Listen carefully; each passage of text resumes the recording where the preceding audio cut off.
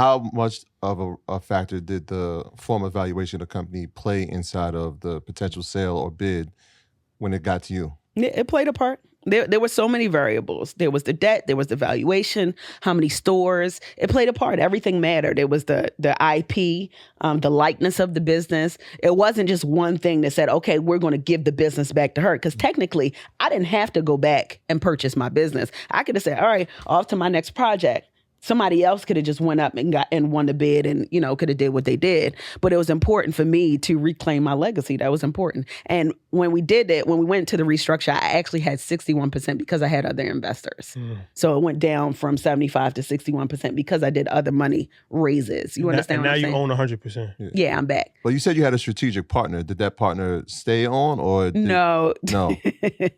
So that is just you. I did in the process, and right before I closed, I decided that I didn't want that strategic partner anymore. He's a really nice guy. Yeah. But just the synergies, it just wasn't the right alignment. And I had to be honest about that, which for all the people that are watching this, and no disrespect to him, but the people that are watching this, when you go to raise money, when you go to get investors, when you get new partnership, this is a marriage.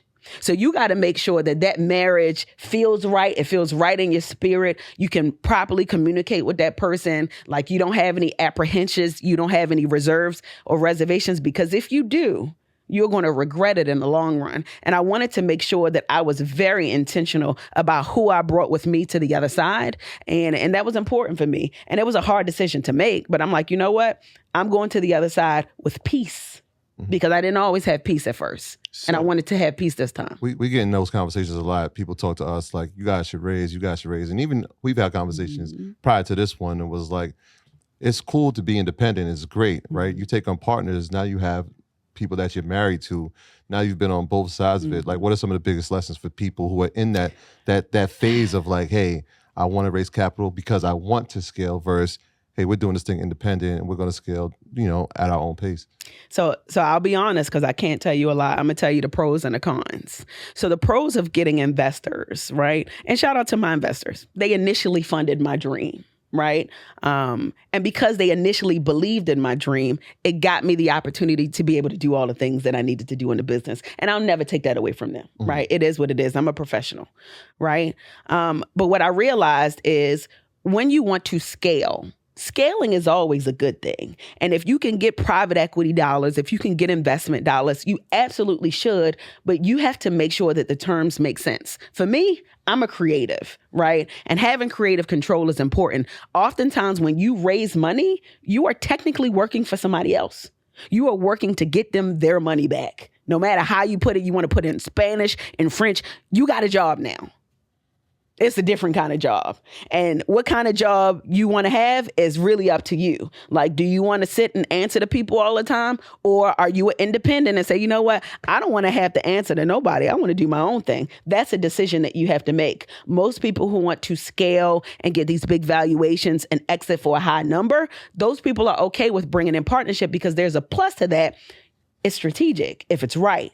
And strategy and resources together is a recipe for success. So when you got good partners, they help you with new relationships. They help you get more money. They help you grow and scale. And then it's a recipe for like something so beautiful that will go down in history. Now, if you want to be independent and you want to do it your own, you can, but it's going to take you a little bit longer. But you might have more peace. Right? And you might have more ability to own the control of what it is that you're creating. For example, y'all got Earn Your Leisure. Who knows? You may bring in investors and they're like, we want it to be Earn Your Leisure. And this is how we want to do it. And we want to do it this way. And you got to be okay with that if you taking somebody money. Because what I realized in business is just like we're trying to build our legacy, investors are trying to build their legacy too.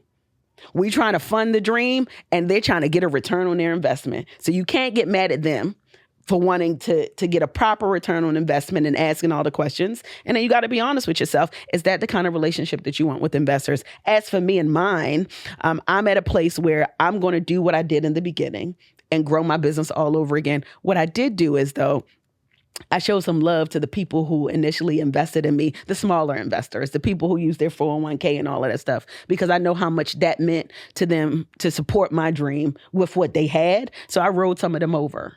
And that was important for me to do that. But who knows? I may get investment again. Shout out to Fearless Fund. Arian Simone is like the GOAT. Like, she was there to support me through this process and made it difficult. Kim Blackwell, Dora Whitley, my husband, like I had some people in my corner that was riding and rocking with me when the lights was off, metaphorically. You understand what I'm saying? Where I felt like I don't want to do this no more. I'm tired. I can't believe I got here. When people were encouraging me to keep going and not giving up. And my best friends who like really helped me down in this process because it's hard. Somebody wouldn't have never been able to get through what I've been through. So now I'm going to share my story and inspire other people that if you want to do this business, it ain't just about Instagram posts and getting titles in magazines. You really got to do the work. And if you don't do the work, it's going to show up in the long run.